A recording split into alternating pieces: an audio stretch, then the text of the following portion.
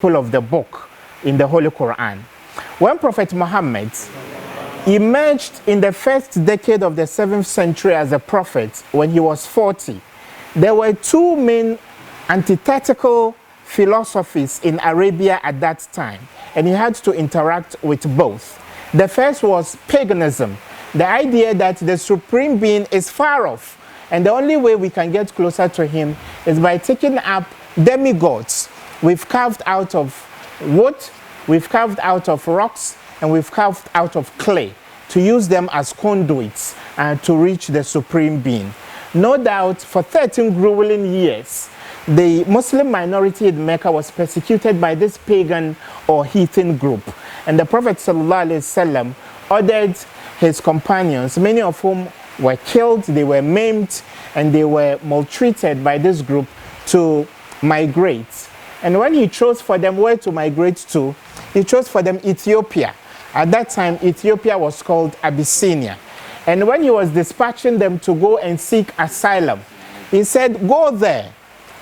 In Abyssinia, therein there is a Christian king, under whose reign nobody is treated unjustly.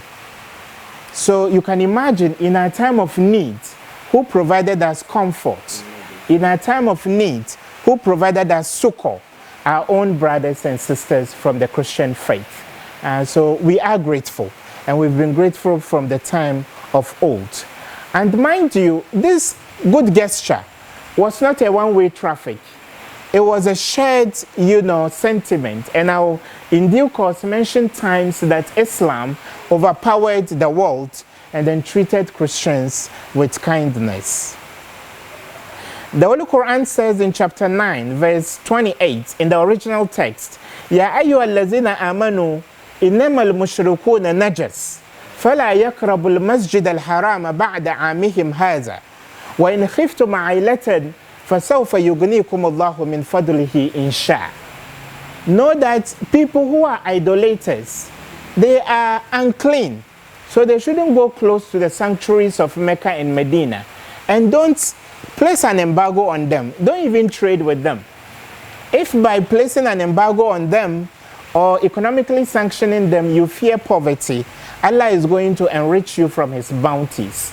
And so that class of group or particular class of people who are idolaters, Islam says don't cross paths with them at all, because they have taken things other than God in worship. The tradition of cutting ties with idolatry and idolaters didn't start with Prophet Muhammad. Abraham cut ties with his own father because the father was an idolater. And before him, Noah cut ties with his people and then lost his son to idolatry. And much later, Moses had a standoff with Pharaoh because Pharaoh said he was God and people should worship him. And Jesus Christ was persecuted because he called people to worship God the Father rather than embracing the idols in Judea at that time. So